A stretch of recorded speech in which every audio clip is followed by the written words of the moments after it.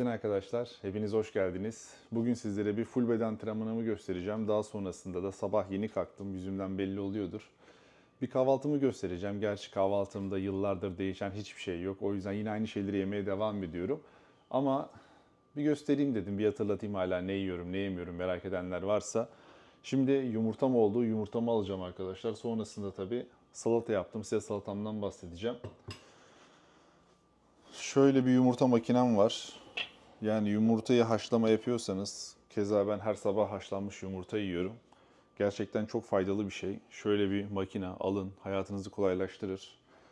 Ben şu an 5 tane yumurta yaptım. Yani 5-6 yumurta yiyorum. Zaten en fazla 6 tane yumurta alabiliyor makine. O yüzden ya 5 ya 6. Akşamları mesela erken saatte yiyip yattığım zaman sabahları çok aç oluyorum. O zaman 6 yumurta yiyorum. Ama akşamları böyle 9 gibi yemek yediysem 5 yumurta yiyorum. Şimdi bunları biraz tabii sıcak bu. Bunu bir kaseye alacağım. Şu kasenin içerisine buz koyacağım böyle biraz su koyacağım. Daha sonrasında yumurtalarım soğurken yumurtaları biraz soğutuyorum çünkü çok sıcak oluyor. Beklemekle uğraşmak istemiyorum. O yüzden buz koyuyorum arkadaşlar. Siz de yumurta haşlama yapıyorsanız kesinlikle tavsiye ederim. Yoksa çok zamanınızı alıyor. Aynen süper. Tam şu şekilde. Buzu da koyduk yumurtanın üzerine. Bu zaten bir dakikaya hazır olacak. Yoksa 10-15 dakika beklemeniz lazım. O da hoş olmuyor. Yumurtayı yaptıktan sonra yumurta makinesini de temizliyorum arkadaşlar. Temizlik de önemli yemek yapıldıktan sonra. Nasıl aldıysanız öyle bırakmanız gerekiyor. En azından bizim evde öyle olması gerekiyor ama çok insanla yaşayınca bazen öyle olmuyor. O da ayrı bir olay. Neyse yumurta makinemi yerine koyuyorum. Salatadan bahsedeceğim. Şimdi salatada ne yiyorum? Karbonhidrat çok fazla yemiyorum arkadaşlar sabahları. Yani sabahları sadece böyle yumurta yanında da şunun içerisinde domates var, salatalık var, feta cheese var. Böyle kuru bir peynir. Onun dışında tzatziki koydum. Yani biraz cacık koydum. Burada hazır cacık satılıyor. Onu da gösteririm sizlere.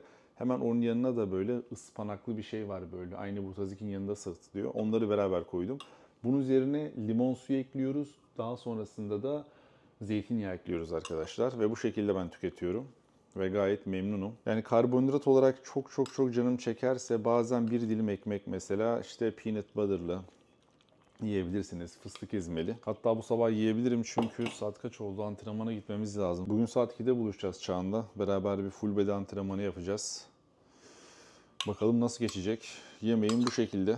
Şimdi yemeğimi yiyeyim, bana afiyet olsun. Şimdi masaya oturdum. Kahvaltım yanımda. Genelde kahvaltı yaparken bir şeyler izliyorum. Siz nasıl YouTube'da bir video izlerken atıyorum yemeğinizi alıyorsunuz. Ulan acaba yemek yerken ne izleyeyim diye düşünüyorsunuz ya. Aynısı bende de oluyor arkadaşlar. Yani YouTube'a girdiğim zaman böyle yemek yiyorsam böyle sanki daha eğlenceli, daha akıcı oluyor. Yani aynı şekilde hem YouTube'a içerik üretiyoruz hem de kendim de YouTube'u izliyorum uzun zamandır. Şimdi kahvaltının yanında ne içiyorsun diye bazı arkadaşlar soruyordu. Ben genelde C vitamini içiyorum arkadaşlar. Bunun içerisinde çinko da var. Hani testosteronu falan böyle kalitesini arttırıyor. İçerisinde D vitamini de var. Bu Protein Ocean'ın vitamin C'si.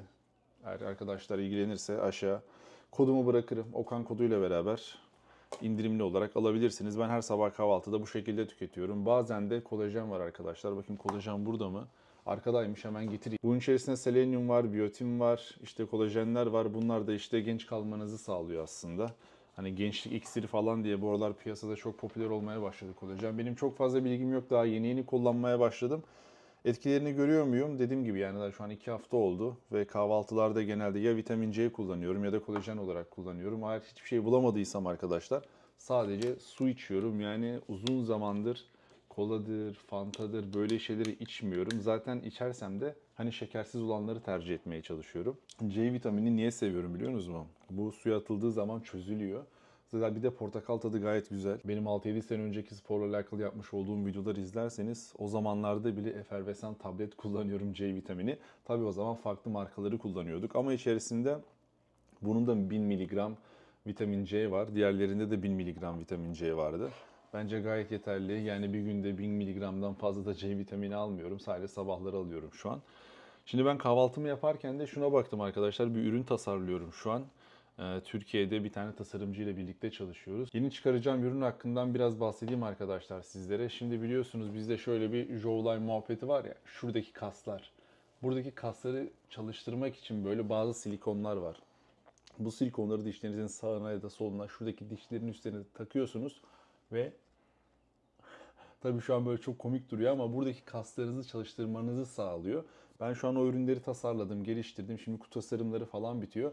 Daha sonrasında ürünler bana gelecek. Ürünleri denemeye başlayacağım. Ürünleri denedikten sonra hangi üreticinin ürünü daha kaliteliyse onunla beraber bir yola çıkacağız. Hatta bu ürünleri Türkiye'de de satışını gerçekleştireceğim arkadaşlar. Yani bir 2 ay sonra falan her şey bittikten sonra her şey içime sinerse Türkiye marketinde de olacak. Onları deneyebileceksiniz. Yüzünüzün birazcık daha böyle şekilli olmasını istiyorsanız, daha böyle parçalı gözükmek istiyorsanız, daha böyle detayların belli olmasını istiyorsanız tam şu kısımlar var ya, oraları çalıştıran çok güzel bir şey. Hatta gıdı muhabbeti de var. Aranızda gıdı problemi yaşayan arkadaşlar varsa gerçekten onu da baya engelliyor. Çünkü sürekli buradaki kasları çalıştırdığı için o kaslar sürekli bir kan akışı oluyor orada. Ben de bu ürün üzerinde çalıştım. Şimdi bakalım yavaş yavaş markete sunacağız. Bu ürün silikon versiyonuydu arkadaşlar. Bunu genelde evde kullanabileceksiniz. Bir de bunun sakız versiyonu var. Sakız versiyonu üzerinde de çalışıyorum. Patentlerimi falan her şeyi aldım zaten. Domainimi vesaire aldım. Şimdi o ürünleri tasarlanacak, buraya gelecek, burada pazarlaması yapılacak, marketingi yapılacak. Aynı zamanda aynı ürünler Türkiye'ye de gidecek. Yani ben hem Amerika'dan satışımı yapacağım hem de Türkiye üzerinden satışını yapacağım. Zaten sizlere duyururum, öyle kısa bir bilgi vereyim dedim. Bu da hatta şu an kutu tasarımını tartışıyoruz tasarımcıyla birlikte. Sonrasında bir YouTube açarım, bir şeyler izlerim, kahvaltımı yaparım ve yavaş yavaş spora giderim. Arabam bayağı bir kirli bu arada. Arabayı belki yıkamaya bırakırım bugün. Araba yıkanırken Çam beni alır. Geçen videoda yaptığımız gibi spora gideriz, biraz basarız. Sonrasında beni tekrar arabanın oraya bırakır ve temiz bir araba kullanmış olurum. Yaklaşık 3 haftadır arabayı yıkamıyorum ve gerçekten kirlendi arkadaşlar. Özellikle jant kısımları böyle beyaz olan jant bildiğiniz böyle koyu gri olmaya başladı. Bizim bu mahallede de kimse araba yıkamıyor. Herhalde yine ona da karışıyor bizim HOA. Çok sıkıntılı bir HOA var bizim mahallede. Yani bu HOA de apartman yönetimi gibi düşünün. Ne yapabilip ne yapamayacağınıza karar veriyor. Hatta benim solar panel muhabbetini de biliyorsunuz. Az kalsın davalık oluyorduk. O muhabbeti Allah'tan çözdük. Benim garajın üstüne bir tane solar panel takmıştık. Sonra bu apartman yönetimi gibi HOA geldi. Dedi ki ya bina çok kötü gözüküyor uzaktan. Solar panel hiç yakışmamış dedi. Onu çıkart dedi. Dedim Allah Allah o kadar para verdik. Onun için de ekstra para verdim sonuçta. Şimdi onu çıkartırsam şirkette diyor ki yani ben bunu çıkartabilirim ama senin aylık ödemen değişmeyecek diyordu falan filan. Yani böyle saçma saçma muhabbetler oluyor. O yüzden ev alacağınız zaman Amerika'da HOA'nin olup olmadığını ya da kuralları neymiş ne değilmiş ona bakın. Çünkü ben evin önünde araba yıkayamıyorum. Araba yıkamaya bile izin vermiyor. Kötü gözüküyormuş diye. Bazı HOA'ler var mesela siz atıyorum bir şirkette çalışıyorsunuz. Şirket size bir araba verdi. O arabanın üzerinde de şirketin marka ismi yazıyor. Tasarımları falan var. Hani commercial bir araba, hani ticari bir araba. Şimdi o arabayla eve geldiğinizi düşünün ve o arabayı mesela evin önüne park edemiyorsunuz. Mahalle yönetimi diyor ki size böyle bir şey yapamazsın kardeşim biz mahallemizde ticari araç görmek istemiyoruz diyebiliyor. Yani böyle çok değişik kurallar var abi. O yüzden Amerika'da kurallara uymak gerekiyor. Uymadığınız zaman sıkıntılar yaşayabiliyorsunuz. Çünkü benim bir ay sonrasında bir tane mahkemem var. Bu HOA kurumuyla birlikte. Bir şeyler yap demişlerdi. Ben yapmadım, sallamadım falan filan. İş birazcık büyüdü. Bir ara Türkiye'ye gittim, geldim. Olaylar böyle yani. Ben dönmeyince adamlar bana dava açtı. Şu an onunla uğraşıyorum. Neyse ben kahvaltımı yapayım. Daha sonrasında bir appointment bulabilirsem arkadaşlar arabayı yıkamaya götüreceğiz. Çağan beni oradan alır. Şu suyu da bir içeyim hemen. Yani böyle tablet şeklinde geliyor bu C vitamini arkadaşlar. Bu tableti kırıyorum ben. Pet şişenin içerisine atıyorum. Yaklaşık 500 miligram su var burada. Bunu içiyorum. Bazen ofise gittiğim zaman benim evden ofis 40 dakika. Giderken yolda atıyorum. Kolajeni alıyorum. Bu kolajeni de bunun içerisine atıyorum. Bazen onu içerek gidiyorum. Bu şekilde bana afiyet olsun. Evet şimdi yavaş yavaş yola çıkma vakti. Yolum uzun biliyorsunuz. Spor salonu benim eve 35-40 dakika uzaklıkta. Çok güzel bir spor salonu. O yüzden 35-40 dakika araba kullanmaya okey olabiliyorum. Yani bazı jimler var. Böyle fotoğraf çekmeyi, video çekmeye izin vermiyor. Gidiyorsunuz, motive olamıyorsunuz. Çok çoluk çocuk var, küçük yaşta insan var. Ya da işini ciddiye almayan çok fazla insan var. Şimdi ben spora gittiğim zaman spor odaklanmayı seviyorum. Yani basmayı seviyorum. Onun dışında böyle birisi bir alete gidip telefon başında böyle orada yarım saat kalınca hoşuma gitmiyor arkadaşlar. Yani birazcık daha sporu gerçekten spor gibi yapan yerleri seviyorum. O yüzden bu spor salonuna gidiyoruz. Hatta olimpiya sporcuları bile yarışma öncesi bir hafta 2 hafta önceden gelip benim spor salonumda antrenman yapıyor. Zaten göstermiştim sizlere. Neyse şimdi dışarı çıkacağım. Biraz böyle güneş burada çok olduğu için Güneş kremimi kullanacağım. C vitamini var içerisinde. Özellikle sıcak yerde yaşıyorsanız arkadaşlar, bu Antalya olabilir, Ege tarafı olabilir. Yani İstanbul'da bile ne zaman güneşe maruz kalıyorsanız şu güneş kreminizi kullanmanız gerekiyor. Eğer kullanmazsanız ne oluyor? Cildiniz yavaş yavaş o esnekliğini kaybediyor. Cilde zarar veriyor. Güneşin içerisindeki o zararlı ışınlar. O yüzden güneş kremsiz dışarı çıkmamaya dikkat edin. Gerekirse günde birkaç defa kullanın. Benim kullandığım ürün içerisinde C vitamini de var. Bir de cildinize krem kullandığınız zaman yukarıdan aşağı şu hareketi yapmayın. Aşağıdan yukarı doğru yapın arkadaşlar. Yer çekiminin tersine doğru hareket etsin kan akışınız ve bu şekilde, bir de burnuma da süreyim. Daha sonrasında gözaltı kremimi de sürüp hemen hızlı bir bakım yapmış olacağız. Daha öncesinde cildim temizdi. Yani eğer bu işlemi yapmadan önce cildiniz yağlıysa ya da yağlı bile değilse cildinizi temizleyin arkadaşlar. Cilt temizleyici jeller alın. Ama markası da tabii önemli. Önüne gelen ürünü de kullanmayın. Tabii size kullandığım ürünü şu an göstermeyeceğim sponsor olmadıkları için. Artık böyle sponsor olmayan ürünleri çok tanıtmamaya çalışacağım. Ama şöyle bir şey yapmayı düşünüyorum. Bende 3-4 tane bakım kremi markası var arkadaşlar. Birçok ürün var bende. Bunları karşılaştırma videosu çekebilirim. Hani tek bir videonun tanıtımı değil de birkaç ürünün tanıtımı olabilir. Şu şekilde mesela parmaklarınızın şu kısmına, bu gözaltı kremi gerçi, şu şekilde sürüyorsunuz. Şöyle gözünüzün bir tık da üstünü. Daha sonrasında şu şekilde birazcık masaj yaparak göz kremini uyguluyorsunuz. Daha sonrasında ne yapabilirsiniz? İsterseniz saçınıza şöyle kısa bir wax kullanırsınız ama benim saçım fena değil. O yüzden bu şekilde gideceğim. Şimdi arabaya doğru atlayalım, yola çıkalım.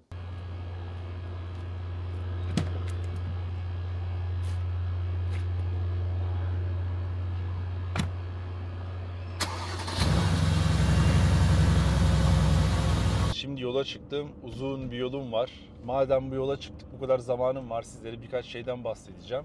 Şimdi aranızda bazı arkadaşların soru işareti olmuş olabilir. Abi sen IT işi yapmıyor muydun? Tester işi yapmıyor muydun? Nereden çıktı bu? Kendi markanı çıkarmak, internetten satış yapmak vesaire. Şöyle çıktı arkadaşlar, biliyorsunuz benim videolarım bayağı bir izlendi. Hani dünya çapında da çok izlendi. Beni burada tanıyan Amerikalı arkadaşlarımız da çok. Bazen yolda selam veriyorlar, görüyorlar, fotoğraf çekiliyorlar vesaire. Yani Türkiye'deki kadar burada da ünlendim neredeyse. Ben önceden düşünüyordum yani yapacağım yatırımları Türkiye'ye yapsam takipçilerim orada olduğundan dolayı hani satış kısmında daha kolaylık yaşayabilirim diye, ama şöyle bir dönüp baktığım zaman artık videolarım dünya çapında izlendiği için artık daha çok böyle hani sadece Türkiye çapında değil Amerika'daki markete de hitap etme amacım oluştu. O yüzden şu an sizlere bahsetmiş olduğum, kahvaltı yaparken anlatmıştım ya, şuradaki jawline'larla alakalı bir ürün çıkarmak istiyorum diye. Bakalım onun üstünde çalışıyorum. Bittikten sonra size haber vereceğim. Güzel bir sonuç bekliyorum. Çünkü videolarıma bakarsanız sokakta yürüyorum. İnsanların bana bakışlarını çekiyorum vesaire. Sonuçta bu bakışlarını çekebilmek için hani bir vücuda sahip olmanız gerekiyor. Güzel bir görüntüye sahip olmanız gerekiyor. Kendinize bakmanız gerekiyor. Zaten benim çıkaracağım ürünü kendine bakmayan bir insan almaz yani. Hani benim gibi bu içerikle alakalı olan, kişisel bakımına önem gösteren insanların alabileceği bir ürün. O yüzden marketing kısmında da aslında benim içeriğimle biraz alakalı bir ürün olacak. O yüzden dikkatimi çekti. Zaten daha sonrasında erkek bakım ürünleri de çıkarmak istiyorum arkadaşlar. Sizlere zaten göstermiştim videonun başında. Yok güneş kremi sürün, yok serumunuzu sürün, yok gözaltı kreminizi sürün, yok cildinizi temizleyin, bunu akşam kullanın, bunu sabah kullanın falan böyle. Yani gerçekten bayağı bir bilgim var. Artık bu bilgileri de güzel bir markayla, güzel bir üreticiyle belki ilerleyen zamanlarda bir erkek bakım ürünleri de piyasaya sürebilirim. Şu an baktığınız zaman ben 4 yıldır çalışıp çok da bir şey yapmıyorum arkadaşlar. Para harcamıyorum. Niye çok para harcamıyorum? Çünkü aslında hedeflerime doğru bir para biriktirme muhabbeti var. Hani o yüzden çok paralar harcamıyorum. Tabii geziyorum, tabii 2-3 haftada bir dışarı çıkıyorum vesaire, ama hani böyle paramı hesapsız kitapsız harcamamaya çalışıyorum. Çünkü bu kısmı nasıl, business kısmı var benim için. Tamam, IT sektörü güzel, hani kazanıyorsunuz mesela 100 bin, 150 bin, 200 bin, 250 bin kazanın. Atıyorum büyük bir şirkette QA Director olun arkadaşlar, ya da QA kısmı sizi sıkıyorsa yazılım kısmına geçin. Yazılım kısmında bir tık daha para yapabiliyorsanız güzel, olmadı DevOps'a da geçebilirsiniz falan, data kısmına geçebilirsiniz, ama alacağınız para aşağı yukarı belli. Bir şirket için çalışıyorsunuz, iş kendi işiniz değil. Ben her zaman kendi işimi yapma taraftarıyım. O yüzden bu işi büyütürken aynı anda QA işi yapmaya devam edeceğim. Çünkü şöyle düşünüyorum. Mesela ben bu işi yapacağım diye %100 karar aldım. Bakıyorum YouTube'da 2 milyon tane adam beni takip ediyor mesela. Daha 2 milyon olmadık ama atıyorum Instagram'da yaklaşık 1 milyon oldu. Yani böyle takipçilerim artınca hani diyebilirdim. Lan o kadar çok takipçi var, her şeyi bırakayım, sırf buna asılayım da diyebilirdim ama bunu demek istemiyorum. Çünkü böyle bir karar alırsam çok mantıklı bir karar almayacak. Çünkü cepten yemeye başlayacağım. Bir hayalin peşinde koşarak gelen parayı kesmiş olacağım. O yüzden iş tam olarak oturmadan arkadaşlar IT işinden de çıkmayacağım. Yani ben uzun zamandır birçok işi aynı anda yapıyorum. Yani benim kanalımı takip ediyorsanız ben hiçbir zaman bir işi full zamanlı olarak yapmadım. Yani o işi full zamanlı olarak yapıyorsam da sağdan, soldan, ucundan, kıyısından hep 3, 4, 5 ne kadar oluyorsa o kadar işi yapmaya çalıştım. Zaten bu hayat standartımı bir tık daha koruyabilmek için daha çok çalışmak zorunda kalacağım. Çünkü biliyorsunuz işte roommate'lerim çıkacak 1 Ağustos'tan sonra, evi komple yenileyeceğim vesaire. Bana bayağı bir masraf çıkıyor. O yüzden bu standartları koruyabilmek için çalışmak lazım arkadaşlar. Yani tester işinden aldığınız para artık yani 100 bin dolar Amerika'nın 4 sene öncesinin 60 bin doları. Burada 100 bin dolara çok güzel geçinemiyorsunuz. Ben sadece IT işi yapayım, başka hiçbir şey yapmayayım dersem zaten şu an yani bir apartmana da çıksam mesela bu arabayı kesin değiştirmen lazım. Çünkü bu arabanın aylık ödemesini kurtaramazsın. Ben bu arabaya 1600 dolar para veriyorum arkadaşlar her aylık ödeme için. Yani düşünün bir kiraya çıksanız kira zaten bir odalı kiralar burada 2000 dolar. Bir de bu arabayı kullandığınızı düşünürseniz 3600 dolar. Zaten şöyle baktığınız zaman maaşınız kaç ki her ay 3600 dolar para harcıyorsunuz. Bunun dışarı çıkması var, etmesi var. Yani artık 100 bin dolar burada da çok büyük bir para değil. Her zaman benim sizlere tavsiyem bir işte uzmanlaşmaya çalışın. O işte gerçekten iyi olun ama aynı zamanda o işin yanında bazı şeyler daha yapın. Eğer ilk yaptığınız işten çok fazla para kazanmıyorsanız ve sizi tatmin etmiyorsa tabii ki. Benim naçizane tavsiyem bu. Ben bu şekilde yapıyorum yaklaşık 4-5 yıldır. Hatalı olabilir mi? Tabii ki olabilir. Ben bu hayatımda çok hata yaptım. Çok batırdığım işler de oldu arkadaşlar. Ama deneme yanılma yani. Ya batırdığımız işlerden bir şeyler öğreniyoruz. Bunu yeni işe aktarıyoruz. Yeni işte bir şeyler öğreniyorsun mesela. Ulan keşke şöyle yapsam en başta daha iyi olabilirdi düşünüyorsun. Bu edindiğin tecrübeleri mesela başka bir işe aktarabiliyorsun. Bu işler böyle yani 1+1, 2 tarzında ilerlemiyor. Hayat birazcık daha farklı dinamikleri var. Ben de onları çözmeye çalışıyorum. Çözerken de sizlere anlatıyorum. Her neyse arkadaşlar biraz da trafik var. Hava da çok sıcak şu an. Gidelim bir pre-workout'umuzu çakalım. Daha sonrasında sağlam bir antrenman yapalım. Kamerayı ayarladın mı diyor. Açı güzel bence. Okay. Ne yapıyorsun? İyi baba, sen ne yapıyorsun? Günaydın hocam. Günaydın baba. Chicago nasıldı? Kibarcasına söylenir. Benim tarzım değil baba. Sevmedin mi orayı? Yok ya, alışmışız burada rahat rahat. Spor salonuna gidiyorum, 20 dakika parking arıyorum kanka. Aynen. Ben de 35 dakikada geliyorum spor salonuna. Aynı boka denk geliyor. Geliyorsun da valla. Ne güzel park ediyoruz önüne. Gidiyoruz salona. Şimdi spor öncesi bir tane pre-workout var. Pre-workout'umuzu çekeceğiz. Sen Bakalım. unutmuştun. Bu sende kalsın. Çantaya atarsın. Okay. Sana bir hediye getirdim. Lemonade. Aynen. Sana bir hediye getirdim. Protein Ocean'dan mı yoksa? Evet. Aman tanrım. Ama sen bunu istiyordun biliyorsun. Oh, cream of rice baba. Arkadaşlar Evet. Çağan bu ürünü vallahi Amerika'da yok dedi. Getir. Türkiye'den sağ olsun Protein Ocean'a söyledim dedim bana bir 3 tane getirin. Bir tanesini sanaydı. Aynen. Adam. Eyvallah baba. Lemon cheesecake. Niye seviyorsun bu kadar çok cream of rice anlamadım. Cream of rice kanka pre-meal olarak pre-workout'tan önce şey güzel oluyor. Şimdi hemen öncesinde yiyorum. Aha. Çok hızlı hissediyorsun karbonhidratı. İçinde yağ falan yok ya. Pilav yapıyorsun. İster istemez zeytinyağı onu bunu koyuyorsun. Kana karışması uzun sürüyor. Hani daha Doğru. böyle bir açlık hissi oluyor daha sonra bir. Ama cream of rice bayağı hızlı etki yapıyor. Ben de bunun ya. çikolatası var. Çikolatasını içiyorum da Aynen. dedim sana da bunu Bende vereyim dene. plain var. İşte plain olduğunda normal Aromasız yani. aromasız olduğunda şeyle protein karıştırıyorum. Güzel oluyor ya. 10 numara yani. Evet. Bakalım deneyelim. Güzel. Kaçalım yavaştan biz arkadaşlar. Bugün full body Çok çalışacağız. Gördüğünüz gibi hava yanıyor. Havalar bu aralar mükemmel diyeceğim de yani ben çok sıcağı da sevmediğim için o kadar da mükemmel değil. Hazır mısın? Basalım. Evet şimdi pre-workout yiyeceğiz arkadaşlar. 210 mg kafein var. Bakalım O zaman zıplatacak bana mı? bir buçuk ölçek lazım kanka. Biz çok pre-workout içiyoruz arkadaşlar. O yüzden sürekli içtiğiniz zaman vücut aynı tepkiyi vermiyor. Geçen kız var ya, bak 2 aydır 3 aydır falan uzun zamandır hiç pre-workout içmemiş. Geçen 2 ölçek pre-workout attı var ya, kız böyle. 2 ölçek.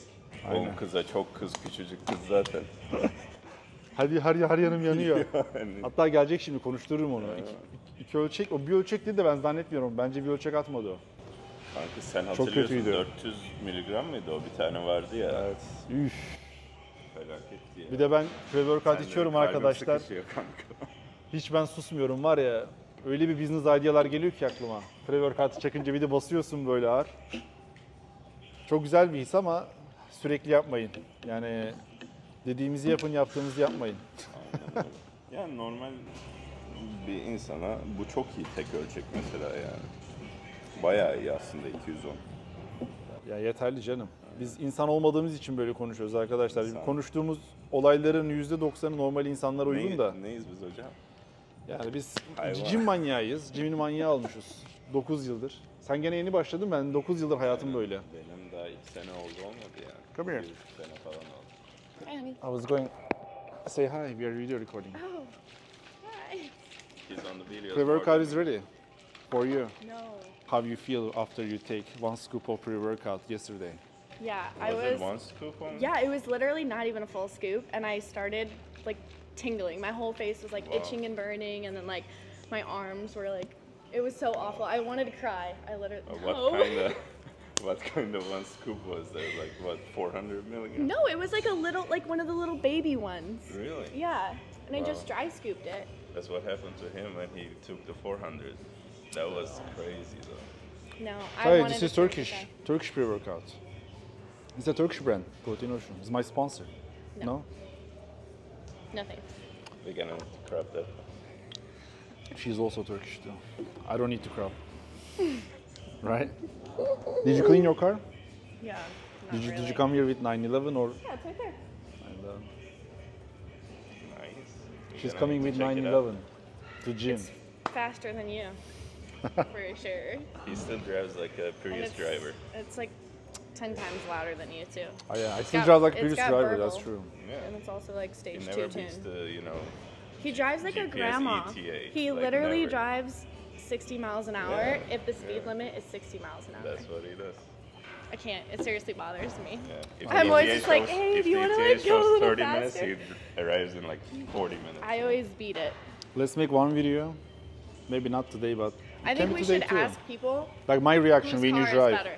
No, not like that. I just wanna show them my reaction because you drive so fast. We can take it to the dealership. Are you gonna drink it today? I drink it like a Grandma. my margarita.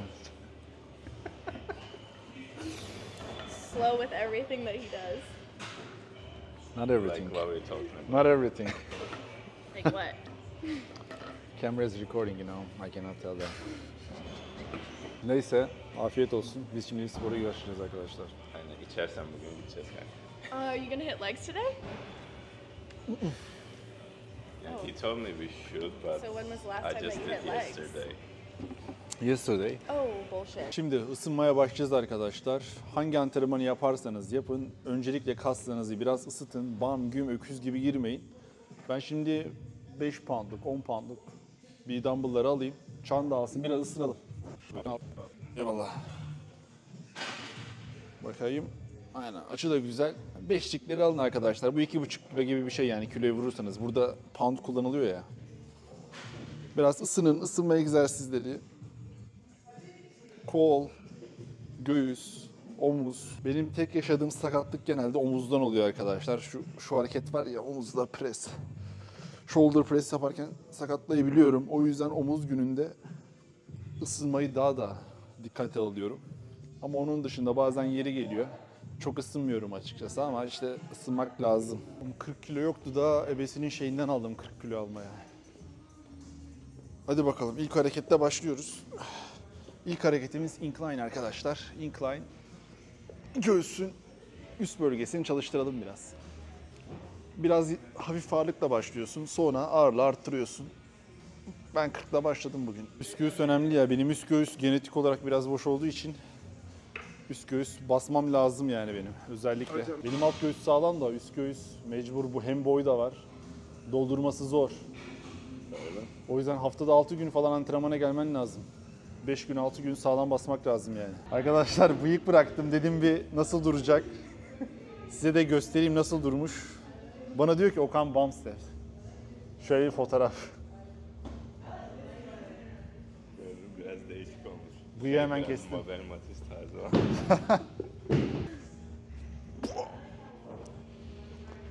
Lightweight. Check it. Pre-workout'ı hissetmeye başladın mı? Geldi mi kafası? Benim biraz geç geliyor ya. Kafası geç geliyor ama tam geliyor kanka. Sen geç gelenlerdensin o zaman. Ne zaman yemek yedin onunla alakalı? Yemek hemen yediysen Yok yemek ben bir saat önce falan. benim kulağa böyle küçük bir kaşıntı gelmeye başladı. Geçen gün arkadaşlar sakal tıraşı oldum. Bu sefer bayağı bir kısalttım. Hep kirli sakal geziyordum. Bu sefer böyle dedim bir olay muhabbeti var. Ürün çıkaracağız ya, birkaç fotoğraf çekileyim dedim. Daha çok belli oluyor çünkü Bir de sakalları şimdi 30 kesince. yaşa gireceksin ondan mı? Aynen. Biraz genç mi duralım diyorsun? Ve o üründen bahsettim çocuklara. Jawline ürünü var ya çıkaracağım diye. Anlattım. Güzel bir şey aslında. Şöyle baktığın zaman harbi ben zayıflayınca da daha çok belli oluyor. Bir de o kasları çalıştırırsan daha da define olur. Tabii sizin kilonuzla da alakalı şimdi arkadaşlar. Çok kiloluysanız yağ dokusu var yani. O yağ dokusunun kaybolması için birazcık yağ da yakmanız gerekiyor. Ama bu tabii kolaylaştırıyor. Biz nasıl burada kol çalışıyoruz, bacak çalışıyoruz, omuz çalışıyoruz. Sonuçta bu da bir kas grubu yani. Bunu da çalıştırmak gerekiyor. Her neyse şimdi 2 setimiz daha kaldı. Sakallar nasıl olmuş ama? Kirli sakal mı böyle mi daha iyi? Yorumlarda yazın. 80-80 gireceğiz. Yani kiloya vurursanız 40 kilo, 40 kilo falan. Tabii burada dediğim gibi pound oluyor yani. Rakamlar sizi aldırmasın. Üst göğüs için 1 2 3 çok rahat. En az 10 tane.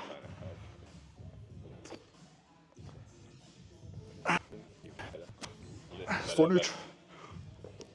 Bas bas bas bas bas bas bas. Son 2. Beraber. Son. Zorla. Bas bas bas bas bas bas bas bas. Bas bas bas. Çok yavaş. Gel otur. Helal olsun. Abi basmayınca kas büyümüyor. O yüzden basacaksın. Tekten bu kadar zorlayamıyorum da. Ben arkandayım. Büyüdün. Koca adam oldun hadi.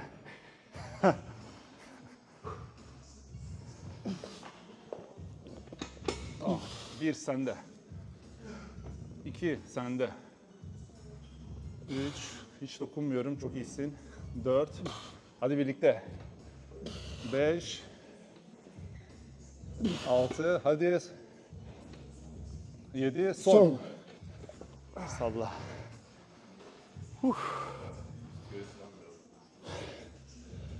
Arkadaşlar sporda body önemli. Sizi zorlaması lazım. Yani spora gittiğiniz zaman kasları çalıştırmanız lazım ciddi yani öyle. Bence bir tane eksik saydım psikolojide biraz. 7-8 tane 80 pound'da yaptın işte yani daha ne olsun. Ya diyorum ki body önemli. Adam sana dedi, ben şu an burada olmasam 3 tane yapacaktın. Tabii. Ben çok hafif dokundum 7-8 tane yaptı. Gym'de mesela random insanlara soruyorsun. Saçma sapan spotlar birinciye giriyorsun yardım ediyor diyorsun ne yapıyorsun eline? Evet.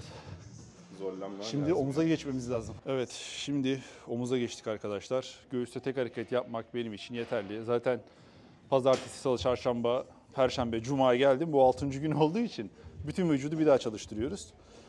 Şimdi hadi bakalım. Başladık. Şu hareketi yukarı kadar çekin, aşağı doğru yavaş indirin arkadaşlar. Kaslarınızı hissetmeye çalışın. Önemli olan hissiyat burada biraz. Yani bu harekette herhalde bizden önce kısa boylu bir arkadaş yapmış. Biraz daha aşağı indirmemiz lazım. Omuz hizasına inmesi için. Ben indiriyorum. Gym'de hep öyle oluyor. Birisi yapıyor hareketi. Ufak boylu, uzun boylu çok fark ediyor. Yani gym'e gittiğiniz zaman o hareketi biraz bakın arkadaşlar. Yani vücudunuzda oluyor mu olmuyor mu? Mesela şimdi bakayım. Çok daha iyi oldu. Bacak da çok fark ediyor da. Aynen güzel oldu. Ben şu an değiştirdim mesela. Bizim seninle boylarımız yakın. Şimdi arkadaşlar bu son setimiz. Omuzu bitiriyoruz. Göğsü bitirdik, omuzu bitirdik. Sonra Ne yapalım? Bir ön kol yapalım, bir arka kol yapalım, sonra bir bacak yapalım, bir de sırt yapalım. Bacağı en sona bırakalım tabii. Şimdi drop yapacağız. Ben ilk önce bu hareketi tamamlayacağım. Sonra ağırlığı yarı yarıya düşüreceğiz ve sonra hareket yapmaya devam edeceğim. Drop set oluyor bu. Hazır mıyız? Aynen. Öldürene kadar kasları. 1, 2...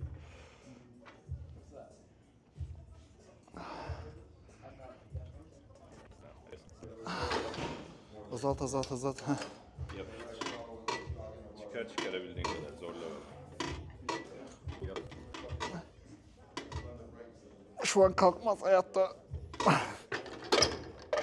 Drop olduğu için hiç yardım etmedim. Bazen yeri geliyor arkadaşlar. Drop sette 5 kilo kaldıramıyorsun. Millet bakıyor lan 5 kiloyu kaldıramıyor da. Öncesinde mesela 50 kilo yapmışsın. Azalta azalta gidiyor. Şimdi sonraki hareketimiz arkadaşlar. Sırt. Öne indireceğiz. Biraz ısınalım. Allah, mikrofonun üstüne geldi. Eleman da sırf görüntüde çıksın diye şu an arkada duruyor. Ay, çıksın. Geç bakalım. Önünde Chicago mu yazıyor lan? Ha, Chicago'dan bunu aldım. Yeni bu o zaman. Aynen. Çok sağlam cimdi ya. Bütün aletler 90'lardan kalma böyle. Efsane. Şimdi bu hareketi yaparken full stretch yapın arkadaşlar. Çekin. Şu şekilde komple boşaltın. Tekrar çekin. Yani dirsekleriniz serbest formda olsun. Bu şekilde. Adam cimde nasıl sesli konuşuyor ya. Abi cimde sesli konuşan insanlara uyuz oluyorum çok.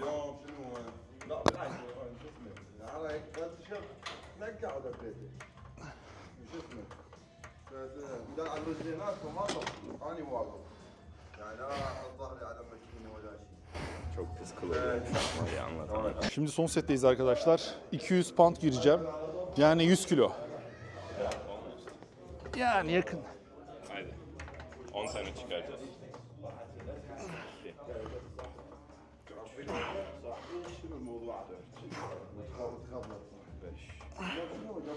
Beraber. Hiç ellemiyorum. 7.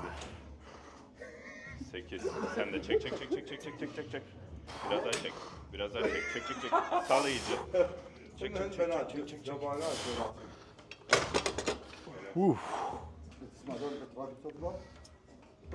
2 3 çok güzel. 4 5 hepsi sende. Erkek ya. 6 hadi. Tamam geldim. Hadi bir tane daha. Yavaş yavaş indir. Yavaş yavaş bırak şimdi. Aynen. Şimdi biceps yapacağız arkadaşlar. Şu tepe noktasını çalıştıracağız.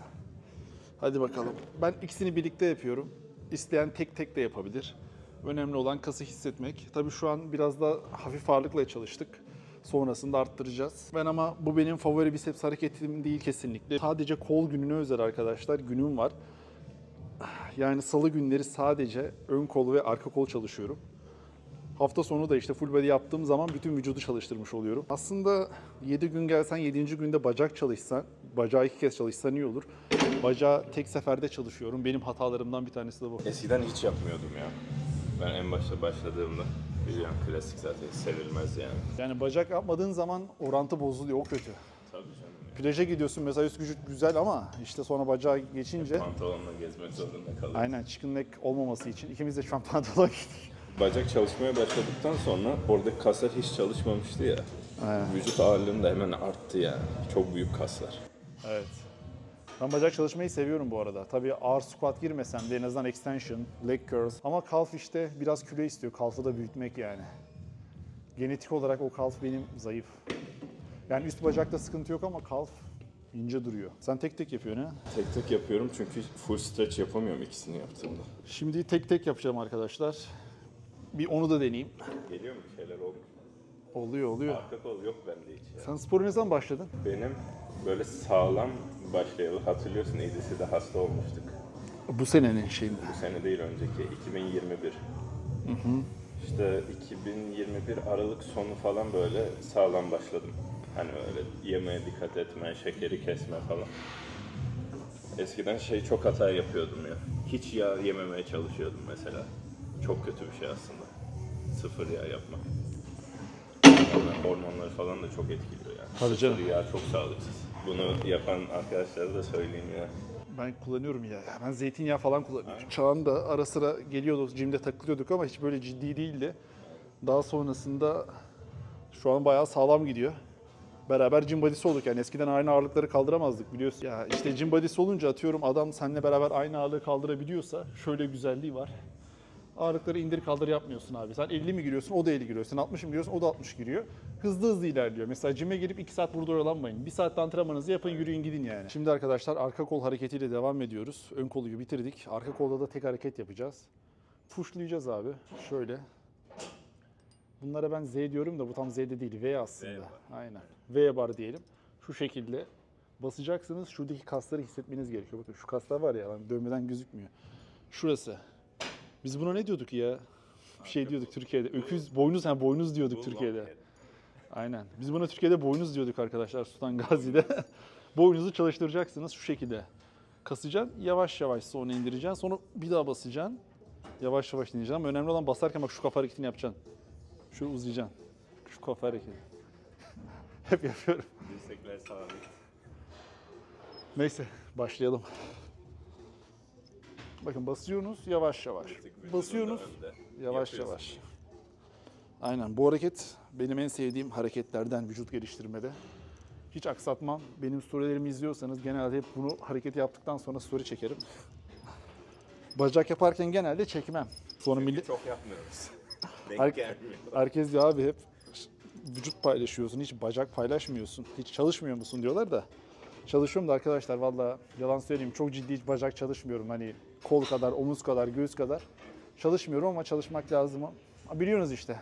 En azından skip yapmıyorum ama haftada bir gün çalışıyorum. Ne yapmıyorsun? Skip bırakmıyorum. Haftada bir gün çalışıyorum. Ben arka kol basabiliyorum ama arka kol yok bende. Bir göster bakayım senin boyunuzu. Yani gösteremem, yok bende. Var oğlum işte. Bu az bir şey. Oha. Oha. Kardeşim spor hakkında yalan söylemem. 10 numara boynuzum var. Şimdi arkadaşlar harekette Hocam yavaş doğru yavaş yapıyor musun? indiriyorsunuz. Aynen şu an güzel. Basıyorsun yavaş yavaş. Öyle mi? Ha kafa önemli. Şöyle şu olacak. Şu hareket. Basıyorsun sonra şöyle. Ne deniliyor ona? Sultan Gazi'de ne diyordunuz ona? Vallahi bunun hareketi boynuz. Biz çoğu şeye mesela şu hareket var ya biz bu harekete banana diyorduk. Bana ne? Şöyle bana ne hareketi var ya bana ne bana ne. Böyle garip garip isimler koyduk. Mesela kalf hareketi var ya şöyle bacaklarını koyuyorsun şu şekilde kaldırıp indiriyorsun ya bacak. Kalf hareketi.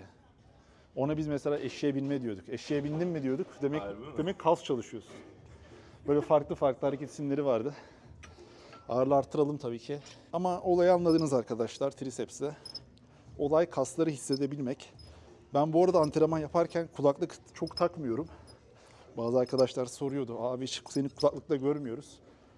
Vallahi takmıyorum arkadaşlar. Böyle kaslarımı sanki hissedemediğimi düşünüyorum. Ama tek başıma antrenman yapsam takarım belki. Hiç tek başıma yapmıyorum ya. Onunla da alakalı oluyor. Şimdi squat'la başlayalım. Şimdi bacak hareketinde açılar önemli arkadaşlar. Mesela şu bacağımı koyduğum yer var ya. Birazcık daha aşağı alırsam bu bacağımı şu şekilde. Bu birazcık daha böyle kuaslara vuruyor. Bakın tam şu kısma. Birazcık yukarı aldığımda popoya vuruyor. Tam şu kısımlarına. Bunu yana açarsanız farklı yerlere vuruyor. Daha bacağınız içine, biraz daha kapatırsanız dışına falan filan. Ben şu an genel olarak biraz popoya çalışacağım için şöyle ayağımı olabildiğince yukarı kadar koydum. Omuz genişliğinden bir tık daha dar tuttum ve başlıyorum. Bacakta olabildiğince aşağı kadar eğilin, kaldırın. Oğlum bacaklar var ya ölmüş la. Vallahi daha da inmeniz lazım ama ben inemiyorum. Acıyor ya daha aşağı indiğimde. Vallahi daha çok aşağı inince acıyor. Amaç o değil mi? Ama böyle kötü acıyor. Burada bir acı hissediyorum. Aynen. Paslanmışız be. Gel sen de yap alışırız ya. Bunu yaparken kitlememek de çok önemli. En çok sakatlıklar ondan oluyor. Böyle ağır giriyorlar. En son dizi bir kilitliyorlar. Dümdüz tık. Evet. Yani yiyemeyeceksin, ağırlığın altına yatmayacaksın. Öyle mi oluyor? Onun doğrusu, Öyle yapmamız lazım. Nasıl o? Doğrusu bu. Bu edited version. Şimdi ben bacakla çok iddialı olmadığım için iddialı konuşmuyorum arkadaşlar. Çok ağır çalışamıyorum. Büyük ihtimal Bu böyle... makine ağır hissettiriyor ama. Evet. Büyük ihtimal sporcu olan, bu videoyu izleyen hanımefendiler diyordur içinden. Oğlum bu ağırlıklar ne la? Ben bu ağırlıklarla ısınıyorum diyordur. Haklısınız. Vallahi kadınlarla squat'ta kapışamam. Biz geçen Çok sağlam o biliyorlar. alette mesela 5-6 plate takabildik ama bu makine Evet. Bu işte bilmiyorum. Bu makine bir tık daha öyle oluyor işte. Evet arkadaşlar son setteyiz. Bacağı yavaş yavaş bitiriyoruz. Sonrasında bir tane kalf yaparız.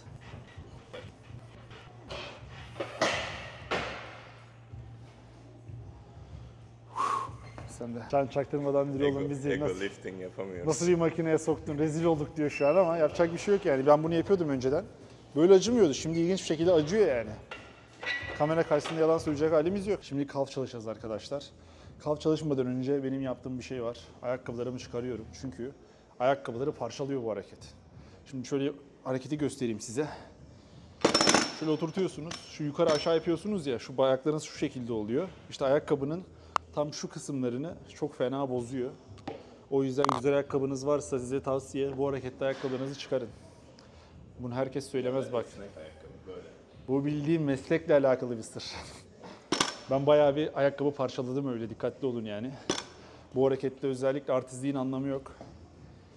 Yukarı kadar kaldırıyorsunuz, yine aynı şekilde yavaş yavaş indir. Kaldır, yavaş yavaş indir. Yani bizim işimiz bu, kaldırıp indiriyoruz değil mi? Hissede hissede tabii ki. Yani ağırlık, İndirirsin sen. yani ağırlık çok ağır olmasa bile önemli olan kası hissederek çalışmak bence. Bir de zorlamak. Yani zorlamadığınız zaman o kas büyümüyor. Ya bir de biz hep ağırlık çalışıyoruz ya, hiç böyle esneme çok yapmıyoruz yani. Çok önemli. Esneme yapmak da çok önemli. Biz sadece sporun böyle ağırlığı indir kaldır kısmındayız. Biz kardiyo da çok yapmıyoruz. Kardiyo da yapmamız Ben lazım. yapıyorum.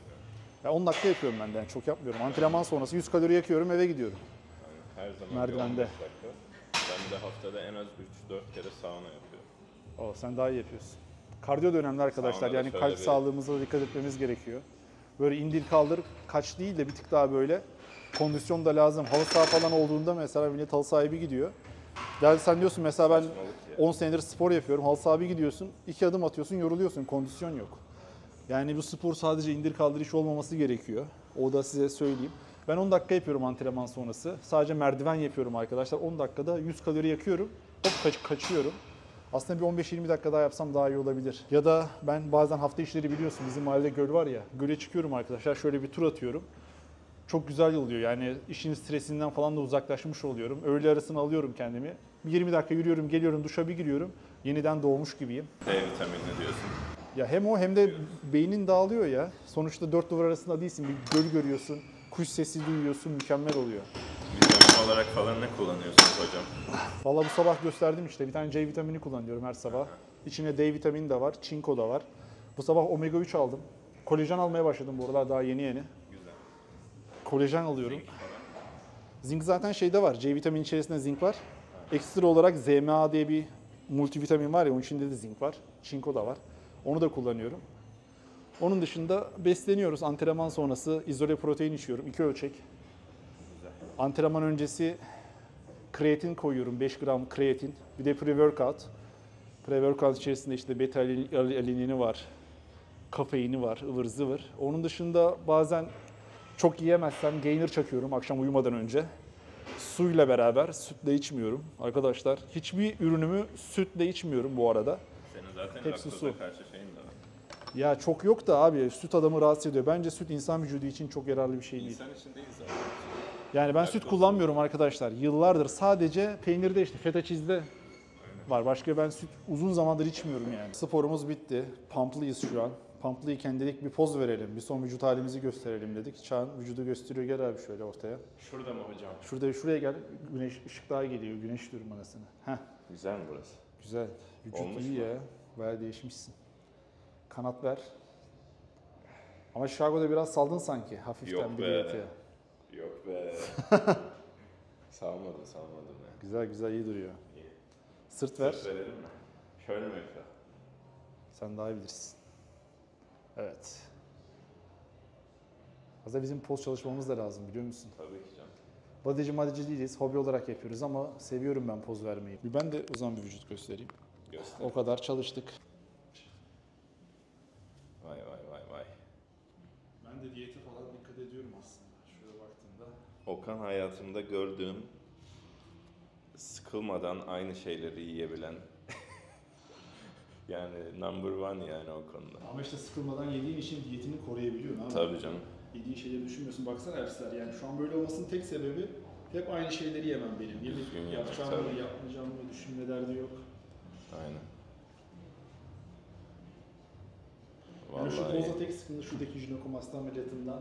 Bakın arkadaşlar şurada şey var ya, benim bir meme çökmesi var, bakın yapsana. Bu jinekomasti ameliyatında dokunun fazla alınmasıyla alakalı. Mesela çok burada aşırı da değil. Bence ameliyat iyiydi yani. Mesela şurada da ya şöyle yaptığımda mesela şurada çok fazla yok. Çünkü o birazcık daha dikkatli alınmıştı. Sen bayağı katı olmuşsun ya. Tabii oğlum, ben bayağı dikkat ediyorum. Evet. Sen mesela kilo aldığında karın kasların bu kadar belli olmuyordu. Her şey diyet arkadaşlar. Diyet çok önemli. So, you want to talk about your car? Well, it's my dad's, but It's your dad's car. yeah, it's Another Porsche. our family car. Yeah, it's a 911. It's a Carrera S. It's 2017 Miami Blue. Ooh, be careful. It's a 2017 Carrera S, and it's Miami Blue is the color of it. It has an exhaust system, and I'm pretty sure it's stage 2 tune. So it definitely is not stock, that's for sure. We can start it up and you can hear it. And my mom has a matching one as well. Yeah, it was really hard to find this car. This car is like super rare in this color. They didn't make a lot of Miami Blue because it was like paint to order or order to paint or whatever. So it was really hard to find this exact model with Miami Blue. Yeah, and then my mom has the matching Macan S, so it's really cool. My parents have matching cars. Right. Cold start. Cool start.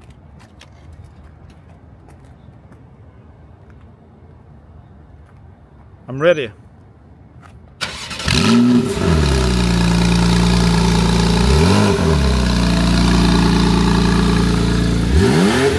I'm in the Porsche 911. Interiors looks amazing. I love it. Okay, so it has Apple CarPlay, which is really good, but these are your different drive modes here. You have Drive, Sport, Sport Plus, and then if you press this center button, it gives you a bunch of torque. So it's like a ludicrous mode, pretty much. It's like a launch mode for it. It'll just drop your RPMs down super low, and you'll get a burst of energy. So it's like, it's a really fun little, but it's pretty much the same as my car or the Cayenne or the Carrera or whatever. It's like all the same. So your dad is using this car daily or just for weekends? No. That would be his Cayenne. So this is kind of weekend car for him. Yeah, this is the weekend car, the family car. Like if we go out somewhere, like if I go out, I'll take it, or if my parents go out on like date night, like they take it. So this is like our fun car, and then we do like the Porsche events in it as well. So it's good. Look, and Mushy came with me. Ooh, I brought Mushy. You cannot go without Mushy, huh? No, I can't. You want to talk about the last time you were about to get tickets? No, I got a ticket on Monday. Oh, you This got it week. already? Yeah, you Yeah, already I got a ticket on Monday. Congratulations! Yeah, I was going 91 and a 60. Congrats. Congrats. How much are you gonna pay now? Well, he wrote it down, so I only have to pay 100 and... 3 minutes away. Super close. Oh. It's got some good burble to it. Yeah. Cold start was so good. Yeah. He sounds so good. So in Drive, it doesn't make the burble, so you can have it like more of like a quiet, and then as well you can either choose to have the valves open or closed, and that's like an option down here.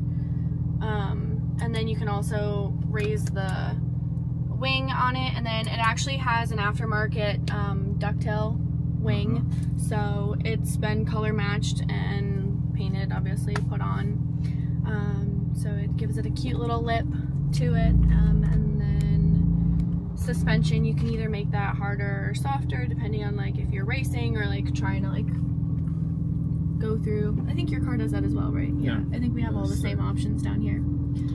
So It reminds me of my Boxer, the interior. You know, Porsche always keep kind of the same it's interior. the same. This is like The only difference is the steering wheel, pretty much. But all of this, besides the carbon fiber, is the same as the Macan or the Cayenne, or this is the Carrera. So it's all pretty much identical. So we know that you don't like electric cars, but what do you think about Taycan? Because it's also Porsche. So we had this conversation with Con on Thursday, right, at the gym, and I like the Taycan because I think like it looks so like elegant for being an electric car. I think I wouldn't personally drive one, but if I had no option and I had to have an electric car, I would choose it. Or if it was like a daily and like a cheaper option for an electric car, I would do that as well. But otherwise, I'm not a huge fan of the electric cars, but I think... So you want to hear the engine? Yeah. I think it sounds cool when it's like that whine of it. It sounds like that movie Tron that we watched. But it's just still not as... Like, I want to hear the car. I want to feel the car. I want to feel like I'm driving. And I just think, like, you can't. When it's, like, electric, you don't hear anything. It's just like... Yeah, I don't know. I'm not a huge fan. But I kind of like the Taycan's electric engine too. Yeah. It's like it has different sound. I love it. It's like a spaceship. Yeah. It sounds like those like bikes in the movie.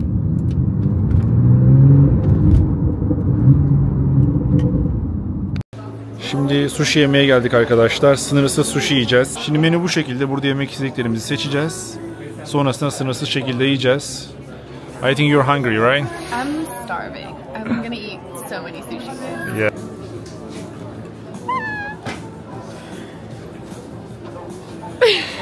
Şimdi sushiler geldi arkadaşlar. Çok güzel gözüküyor. Biz de spordan çıktık zaten. Acayip açız. Bu arada geldiğimiz sushi unlimited, yani istediğimiz kadar sushi yiyebiliriz şu an burada. Bununla başladık. Bakalım herhalde 3-4 tane alırız böyle bu şekilde. İkimiz de spor yaptık. Açız. Ve biliyorsunuz spor yaptıktan sonra insanlar yemeği seviyor. Zaten kan şekerimiz düşük. Şimdi biz bunları bir yiyelim. Şimdi biz 3. order verdik arkadaşlar. Gayet güzel. How you like it so far? It's good. It's good? Yeah, we've been eating a lot.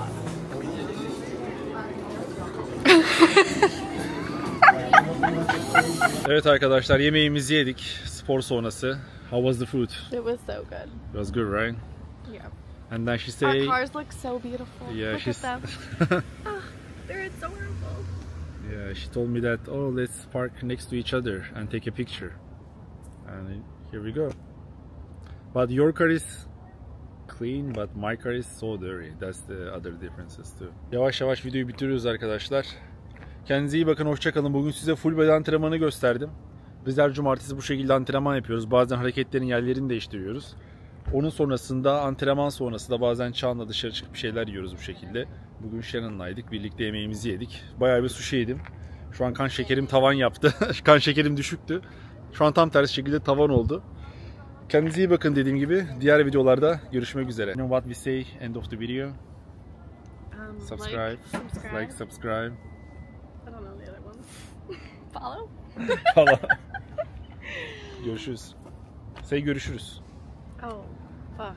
Görüşürüz. No. No, why? Just görüşürüz. Güle güle, say güle güle. Güle güle. Yeah.